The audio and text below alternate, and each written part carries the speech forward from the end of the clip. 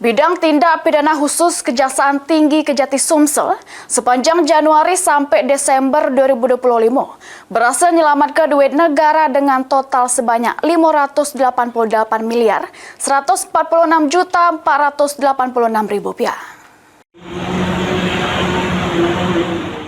Juru rangka peringatan Hari Anti Korupsi Sedunia atau Hakordia tahun 2025, Kejaksaan Tinggi Sumsel yang dipimpin Wakil Kepala Kejati Sumsel, Anton Delianto, merilis capaian kinerja bidang tindak pidana khusus Pitsus sepanjang tahun 2025. Wakajati Sumsel mengungkapkan, untuk bidang Pitsus Kejati Sumsel sudah melakukan penyelidikan sebanyak 11 perkara.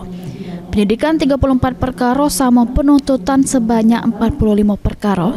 Dengan total duit negara yang berhasil diselamatkan sebanyak 588 miliar 146 juta 486 ribu rupiah. Sementara itu untuk bidang Pitsus Kejaksaan Negeri se-Sumatera Selatan sudah melakukan penyelidikan sebanyak 77 perkara.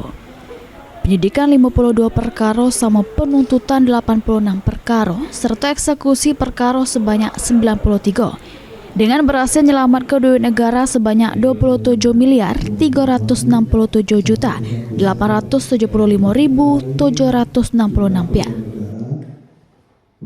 Kejaksaan Tinggi Sumatera Selatan ini kita melakukan penyidikan sebanyak 11 perkara dan penyidikan 34 perkara dan penuntutan ada 45 perkara. Jadi masih proses dalam patut dan ada yang sudah dilimpahkan juga. Jadi pendapatan keuangan negara itu kurang lebih sekitar 588 miliar 146 juta 486 ribu rupiah. Selain itu, sepanjang tahun 2025 ini, ada 5 dugaan tindak pidana korupsi yang ditangani Pitsus Kejati Sumsel yang menarik perhatian masyarakat. Salah sikoknya dugaan korupsi pemberian fasilitas pinjaman kredit dari salah sikok Bank Plat Abang ke PT BSS sama PT SAL yang menjerat 6 tersangka dengan total kerugian negara lebih kurang 1,6 triliun. Heru Wahyudi, PAL TV.